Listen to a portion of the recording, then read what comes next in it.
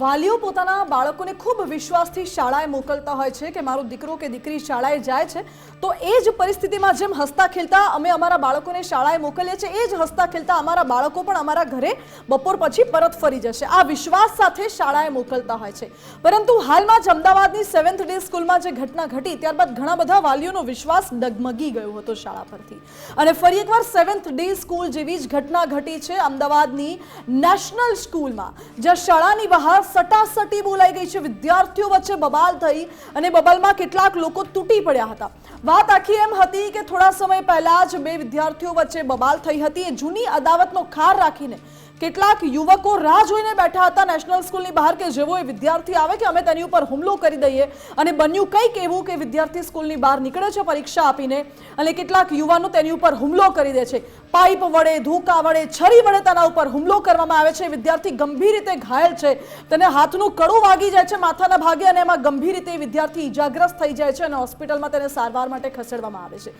જ્યારે શાળા પ્રશાસનને આ અંગે પૂછવામાં આવે છે તો શાળા પ્રશાસન પોતાનો બચાવ કરતી દેખાઈ રહી છે શાળાના સંચાલકોનો એવો દાવો છે એવું કહેવું છે કે જેવી અમને ખબર પડી અમે તાત્કાલિક વિદ્યાર્થીને સારવાર માટે લઈ ગયા અરે સાહેબ સારવાર માટે તો તમે લઈ ગયા સારી વાત છે પરંતુ શાળાની બહાર કે શાળાની અંદર આવી કોઈ ઘટના બને નહીં એની માટે શું પગલાં તમે ભર્યા 7th ડે સ્કૂલમાંથી શું બોધપાઠ લેવામાં આવ્યો એ સવાલ અત્યારે ઉઠી રહ્યો છે શાળાની ગેટ ઉપર જે સિક્યોરિટી ઊભી છે શું સિક્યોરિટી માત્ર શોભાના ગાંઠિયા સમાન છે એ પણ સવાલ ઉઠી રહ્યો છે અને વારંવાર કેમ આવી ઘટનાઓ બની રહી છે વિદ્યાર્થીઓની માનસિકતા એવી થઈ રહી છે કે પછી શાળા એટલું ધ્યાન હવે આપવા નથી માંગતી અને પોતાના હાથ ખંખેરવા માંગે છે એ સવાલ ઉઠી રહ્યો છે આ મુદ્દાને લઈને વિસ્તારથી આજે વાત કરવી છે સીધું ને સન્માન બીજો મુદ્દો છે ગંભીર બાબત સ્વાસ્થ્યને લગતી છે કારણ કે જે દર્દીઓ હોસ્પિટલમાં સાજા થવા માટે જાય છે એ જ દર્દીઓ હોસ્પિટલમાં સાજા થવાની જગ્યાએ વધુ બીમાર પડીને પરત ઘરે આવે એવો ઘાટ સર્જાયો છે ગાંધીજીની નગરી પોરબંદરમાં જ આવી હોસ્પિટલમાં દ્રશ્યો જોવા મળ્યા છે જ્યાં પોરબંદરની સિવિલ હોસ્પિટલમાં શ્વાન રખડી રહ્યા છે સ્વાસ્થ્ય પર સવાલ ઉઠી રહ્યા છે આ શ્વાન દર્દીના બેડ સુધી પહોંચી જાય છે દર્દીની આજુબાજુ આંટાફેરા કરે છે અને હોસ્પિટલના સ્ટાફને કોઈ ફરક નથી પડતો નવાઈની વાત તો એ છે કે ડોક્ટર્સ નર્સ અને તંત્રને કશું દેખાતું પણ નથી કે પછી જાણી જોઈને આંખ આડા કાન કરે છે એ સવાલ છે બંને મુદ્દા પર આજે વિસ્તારથી વાત કરવી છે કારણ કે બંને ગંભીર પરિસ્થિતિ છે સૌથી પહેલા શરૂઆત કરવી છે એ સ્કૂલવાળી ઘટનાથી અમિતા કે જ્યાં બાળકો ભણવા માટે તો જાય છે પરંતુ દ્રશ્યો ગુંડાગીર્દીના સામે આવે છે બિલકુલ અહીં સવાલ એ થઈ રહ્યા છે કે અમદાવાદમાં જે 7th ડે સ્કૂલ જેવી જ ઘટના ફરી બની અહીં ફરી પર ધ્યાન આપવાનું છે કારણ કે આવી ઘટના બની ચૂકી છે ને ગંભીર એક વિદ્યાર્થીએ જીવ ખોઈ ચૂક્યો છે અને તેમ છતાં ફરી એકવાર સ્કૂલની બહાર જ આવી રીતે વિદ્યાર્થી પર હુમલો કરવામાં આવે છે આ વિદ્યાર્થી પર જે ગંભીર અને જીવલેણ હુમલો કરવામાં આવ્યો ત્યારે આખરે શાળાના સંચાલકો ત્યાં ઉભેલી સિક્યુરિટીના કર્મચારીઓ કરી શું રહ્યા હતા અને આ દ્રશ્યો જોઈને એવું લાગે છે જાણે ફિલ્મી દ્રશ્યો હોય ગુંડાગર્દી કરતા હોય આવા દ્રશ્યો આપણે પહેલા તો કદાચ મૂવીમાં જોયા હતા ફિલ્મોમાં જ જોયા હતા કે ત્યાં અચાનક જ એક ગેંગના લોકો બહાર ઊભા હોય અને તરાપ મારીને કોઈની પર આવી રીતે હુમલો કરે પરંતુ આ ઘટના હવે વાસ્તવિકતા બની છે અને સૌથી મોટો સવાલ એ છે કે આ વાસ્તવિકતા એ શાળાની બહાર શાળાના ગેટની બહાર બની તો શાળામાં જ્યાં આપણે આપણું ભવિષ્ય બનાવવા માટે આપેલું છે આપણા બાળકો જાય છે અને ભવિષ્ય ઘડાય છે અને શાળાની બહાર પગ મૂકતા જ એ ભવિષ્ય પર હુમલો કરવામાં આવે છે અને હુમલો કરે કોણ છે એ પણ મોટી વાત છે આ હુમલો કરનાર પણ યુવકો છે હજુ જે લોકો કિશોરાવસ્થામાંથી પસાર થઈ રહ્યા છે એવા નવયુવાનો હુમલો કરે છે એટલે શું એ લોકો પણ પોતાની જાતને ગુંડા સમજે છે અને હુમલો પણ એક સગીર વિદ્યાર્થી પર કરવામાં આવ્યો છે આ બાબતે જિલ્લા શિક્ષણ અધિકારીએ પણ હસ્તક્ષેપ કર્યો છે તપાસના આદેશ આપી દેવામાં આવ્યા છે સ્કૂલ પાસેથી ખુલાસો પણ માંગવામાં આવ્યો છે જો કે જિલ્લા શિક્ષણ અધિકારીએ શું કહ્યું અને સ્કૂલે શું બચાવ કર્યો પહેલા એ સાંભળી લઈએ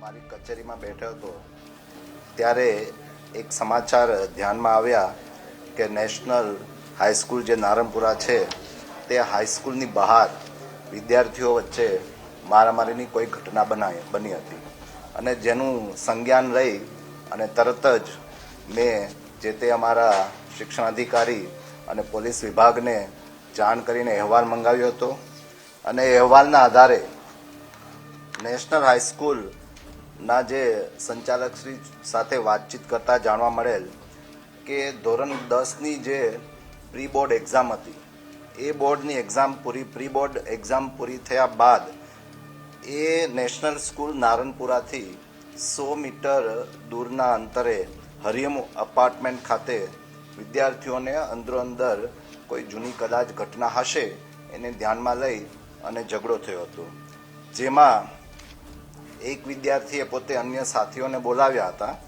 અને ઝઘડામાં ઈજા થઈ હતી અને શાળા દ્વારા આ ઈજા થયેલ બાળકને હોસ્પિટલે લઈ અને તાત્કાલિક સારવાર આપી હતી અને તેની સાથે સાથે વાલીને બોલાવી અને ઠપકો પણ આપેલો હતો અને આ વિગતો પ્રાથમિક દ્રષ્ટિએ જાણવા મળેલ છે. એ ઉપરાંત સૂચનાથી જિલ્લા શિક્ષણાધિકારીએ પણ એજ્યુકેશન ઇન્સ્પેક્ટરને તપાસ અર્થે મોકલેલ છે અને એ તપાસની કાર્યવાહી ચાલુ છે અને એ અંતર્ગત જે પણ હશે એ કાર્યવાહી અંતર્ગત એક્શન લેવામાં આવશે. એ ઉપરાંત જે પોલીસની કાર્યવાહી છે તે ઘાટડિયા પોલીસ સ્ટેશન સાથે પણ અધિકારી સાથે વાત થઈ એ મુજબ એક વિદ્યાર્થી દ્વારા અત્યારે એફઆઈઆર લખવાની પ્રક્રિયા ચાલુ છે. 6 જેટલા આરોપીઓને રાઉન્ડ અપ કરીને પકડેલ છે અને અત્યારે વિદ્યાર્થી પોતે પણ દવાખાને સારવાર લઈ અને એફઆઈઆર લખાવવા વાલી સાથે આવેલ છે.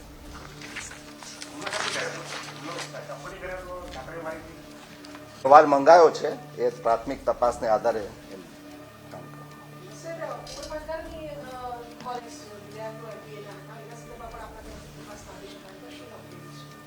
પોરબંદરની જે સ્વામિનારાયણ MBA કોલેજ હતી. એટલે શિક્ષણ મંત્રીએ કહ્યું છે કે આ બાબતે તપાસ કરવામાં આવશે અને તપાસ બાદ જે રિપોર્ટ સામે આવશે તેના આધારે કાર્યવાહી કરવામાં આવશે.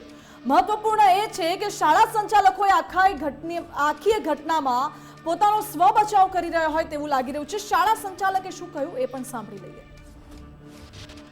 નેશનલ સ્કૂલમાં ધોરણ 10ના વિદ્યાર્થીઓની પરીક્ષા પૂરી થઈને બહાર નીકળ્યા પછી બહારના ભાગમાં અન્ય યુવકો દ્વારા તેના પર હુમલો કરવામાં આવ્યો છે તેવું નેશનલ સ્કૂલના સંચાલકની ટેલિફોનિક જે છે એ પૂછતાછ કરતા માહિતી મળેલી છે. અત્યારે પ્રાથમિક માહિતીમાં સંચાલક દ્વારા જે રીતે જણાવવામાં આવેલું છે તે પ્રમાણે વિદ્યાર્થી જે છે શાળાનો જે ઈજાગ્રસ્ત છે તેને સત્વરે નજીકની હોસ્પિટલમાં એને સારવાર આપી અને એને રજા પણ આપવામાં આવેલી છે અને વધુમાં પોલીસે કાર્યવાહી હાથ ધરી છે, નિવેદનો પણ મેળવ્યા છે અને આગળ ઉપરની કાર્યવાહી ચાલુ છે. નેશનલ હાઈસ્કૂલના ધોરણ 10ના વિદ્યાર્થીઓ પરીક્ષા આપ્યા પછી ઘરે જઈ રહ્યા હતા ત્યારે અમારી સ્કૂલથી લગભગ 100 મીટર દૂર હરિઓમ એપાર્ટમેન્ટ પૂરું થાય ત્યાં આગળ અંદર કોઈક બાબતની અંદર ઝઘડ્યા. એમાંના કોઈક વિદ્યાર્થીએ બહારના વિદ્યાર્થીઓને બોલાવ્યા અને એક વિદ્યાર્થીને માથામાં કડું માર્યું. એમાં મામૂલી ઈજા એને થઈ છે. એ વિદ્યાર્થીને અમને ખબર પડી એટલે તાત્કાલિક અમે હોસ્પિટલમાં લઈ ગયા અને એનું ડ્રેસિંગ કરાવડાવ્યું, એને સારવાર કરાવડાવી, એના વાલીને બોલાવીને વિદ્યાર્થીને અમે સોંપી દીધો અને બંને પક્ષો ને બોલાવી અને ઠપકો આપ્યો છે. અમે ના, એ વિદ્યાર્થીઓએ કોઈ ખુલાસો કર્યો નથી કઈ બાબતની અંદર. સામાન્ય એકબીજાને ધક્કા મૂકી કરવા બાબતમાં આ સામાન્ય ઝઘડો થયો. એટલે શાળા સંચાલકો એવું કહે છે કે અમે તાત્કાલિક વિદ્યાર્થીને સારવાર માટે લઈ ગયા હતા, અમે ઠપકો પણ આપ્યો છે જે વિદ્યાર્થીઓ હતા. પરંતુ શું આજના સમયમાં આટલી ગંભીર ઘટના બને છે અને માત્ર વિદ્યાર્થીઓને ઠપકો આપવાથી બધું જ બરાબર થઈ જશે? અમિતા, અહીં જ સમજવાની વાત છે કે ઠપકો આપીને પોતાની જવાબદારીમાંથી હાથ ખંખેરી લેવા જેવી વાત છે. શું ઠપકો આપવાથી બધું બરાબર થઈ જશે? અમદાવાદમાં જ્યાં સ્કૂલ બહાર વિદ્યાર્થીને મારવામાં આવ્યો, હવે પરિવારજનો જે ન્યાયની ઉગ્ર માંગ કરી રહ્યા છે. કારણ સીધી વાત છે અહીં, કારણ કે જ્યારે એક વિદ્યાર્થી પર હુમલો કરવામાં આવે છે તો સખત કાર્યવાહી તો થવી જ જોઈએ. યુવકોના ટોળાએ જે બાળકને માર્યો તેના પરિવારજનોએ સીધી એવી વાત કરી છે કે જો બાળક મરી જાય તો આખરે જવાબદારી કોણ લેશે? અને ન્યાયની આ માંગ એટલી જ સ્વાભાવિક છે માનસી, કારણ કે એક વિદ્યાર્થી પર હુમલો કરવામાં આવ્યો છે ને આ નાનો મોટો હુમલો નથી, રમતા રમતા વાગી જાય એવી વાત નથી. અહીં કડું લઈને, દંડા લઈને અને પટ્ટા લઈને મારવામાં આવ્યા છે, ગુંડાગર્દી બતાવવામાં આવી છે. પરિવારજનો એટલા માટે જ ન્યાયની માંગ કરી રહ્યા છે. છે, 10મામાં ભણે છે અને 25-30 છોકરાઓએ આવીને મારા ભાઈને માર્યો છે. છરા અને લાકડીઓ લઈને માર્યો છે અને 25 પટ્ટાઓ બી માર્યા છે એના શરીર પર. અત્યારે એનું શરીર ફૂલી ગયું છે અને માથામાં પટ્ટો બી છે.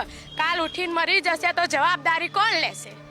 અમને એ ગુનેગાર જોઈએ, જેને માર્યો હોય, જે મેન ગુનેગાર હતો એ અમને જોઈએ અને એની જવાબદારી લેવાવાળો બી જોઈએ. આપણા ગુજરાતની શાળામાં આવો કલ્ચર ક્યાંથી આવ્યો અને ક્યારથી આવી શરૂઆત થઈ કે એક વિદ્યાર્થી બીજા વિદ્યાર્થીઓ પર જીવલેણ હુમલો કરી દેશે? 7th ડે સ્કૂલમાં તો આમાં એક વિદ્યાર્થીએ પોતાનો જીવ પણ ગુમાવી દીધો છે અને આજે નેશનલ સ્કૂલની ઘટના સામે આવી છે. એમાં એ વિદ્યાર્થી એટલો ઇજાગ્રસ્ત છે કે હાલ તે સારવાર હેઠળ છે. પરંતુ આ કલ્ચર ક્યાંથી મળી રહ્યું છે? સુરક્ષાની જવાબદારી જે શાળા ઉપર હોય છે, આખરે શાળા સંચાલકો કરી શું રહ્યા છે એ સવાલ ઉઠી રહ્યો છે. આ બાબતે કોંગ્રેસે પણ મુદ્દો ઉઠાવ્યો છે અને કોંગ્રેસે પણ આ બાબતે સવાલો ઉઠાવ્યા છે અને કહ્યું છે કે શૈક્ષણિક કેમ્પસમાં આ પ્રકારની જે ઘટનાઓ બની રહી છે તે ખૂબ ચિંતાની બાબત છે. ગુજરાતમાં એક નહીં અનેક જગ્યાએ આવી ઘટનાઓ બને છે. અગાઉ પણ આવી કેટલીક ઘટનાઓ બની ચૂકી છે. બાળકોના વાલીઓ માટે આ ઘટનાઓ ખૂબ મોટી ચિંતા સમાન છે અને રાજ્ય સરકારે શાળાઓમાં વિદ્યાર્થીઓની સુરક્ષા માટે તાત્કાલિક પગલાં ભરવા જોઈએ તેવું કોંગ્રેસ તરફથી કહેવાયું. આ શારીરિક હુમલાની અંદર વિદ્યાર્થી ઘવાયો છે તેવી પ્રાથમિક માહિતી આવે છે, પણ સમગ્ર દ્રષ્ટિએ જોઈએ તો શૈક્ષણિક કેમ્પસોની અંદરની મારામારી, ભૂતકાળની અંદર મણિનગરની અંદર એક વિદ્યાર્થીએ જીવ ગુમાવ્યો હતો. એની ઉપર હુમલો કરનાર પણ શાળાનો જ વિદ્યાર્થી હતો. અગાઉ પણ આવી ઘટનાઓ રાજકોટ, વડોદરા, સુરતમાં બની ચૂકી છે.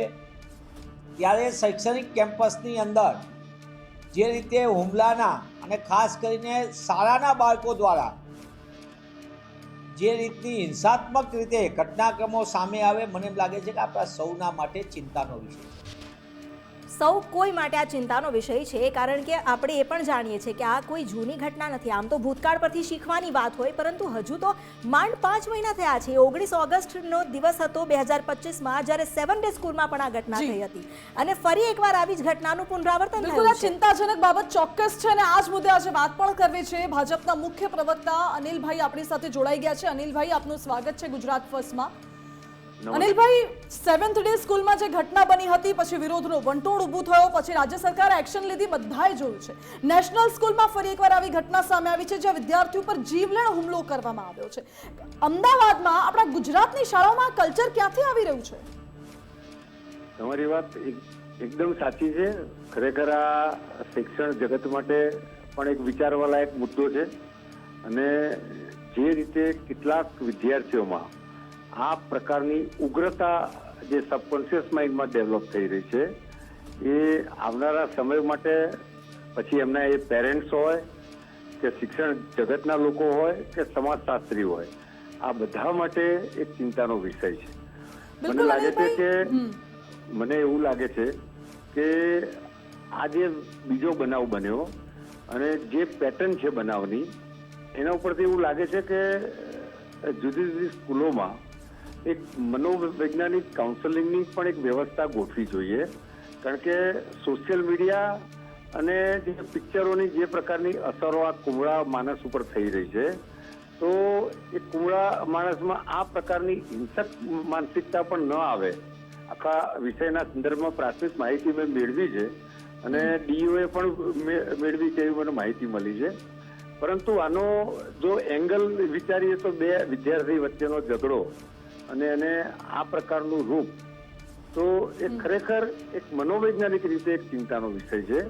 અને હું આપના માધ્યમથી પણ પેરેન્ટ્સ અને ડીઈઓને પણ વિનંતી કરું છું કે નિયમિતપણે જો સ્કૂલોમાં આ પ્રકારનું કાઉન્સેલિંગ કોઈ મનોવૈજ્ઞાનિકો દ્વારા થાય તો આમાં ઘણું બધું ઇમ્પ્રુવમેન્ટ થઈ શકે. બિલકુલ, એ તો જરૂરી બન્યું છે, પરંતુ અનિલભાઈ, સાથે સાથે રાજ્ય સરકારે પણ સ્કૂલમાં બાળકોની સુરક્ષા માટે પગલાં ભરવા જોઈએ. એ સમય હવે આવી ગયો છે. કોંગ્રેસે પણ આ મુદ્દો ઉઠાવ્યો છે અને માત્ર વાત મુદ્દાની નથી, વાત વિદ્યાર્થીઓની સુરક્ષાની છે સ્કૂલમાં. રાજ્ય સરકાર આ બાબતે કોઈ પગલાં ભરશે, આપને લાગે છે? ચોક્કસ આમાં રાજ્ય સરકાર કરતા પણ જે સ્કૂલમાં આ બાળકો ભણી રહ્યા છે એ સ્કૂલના મેનેજમેન્ટ અને તેના શિક્ષકોની જવાબદારીની સાથે સાથે મેં એમ કીધું કે એ પેરેન્ટ્સનું પણ જે પ્રકાર ઘરમાંથી મળતા હોય છે એનું પણ એક મહત્વ છે. રાજ્ય સરકાર તો 100% કિંચિત છે ને જે જૂનો બનાવ બન્યો તો એમાં છે કે એના ડેપ્થ સુધી સરકારે જવાનો પ્રયત્ન કર્યો છે અને કોઈ એમાં દોષિત જણાયા છે તો એની સામે કાર્યવાહી પણ થઈ છે અને આ બનાવમાં જે માહિતી મળી છે પ્રમાણે FIR બી થઈ છે. ગૃહ વિભાગ એટલે તંત્ર એની તપાસ બી કરશે અને ચોક્કસ જુદી જુદી સ્કૂલો દ્વારા પણ આમાં એક SOP બનાવીને એક પગલાં લેવાની જરૂરિયાત છે.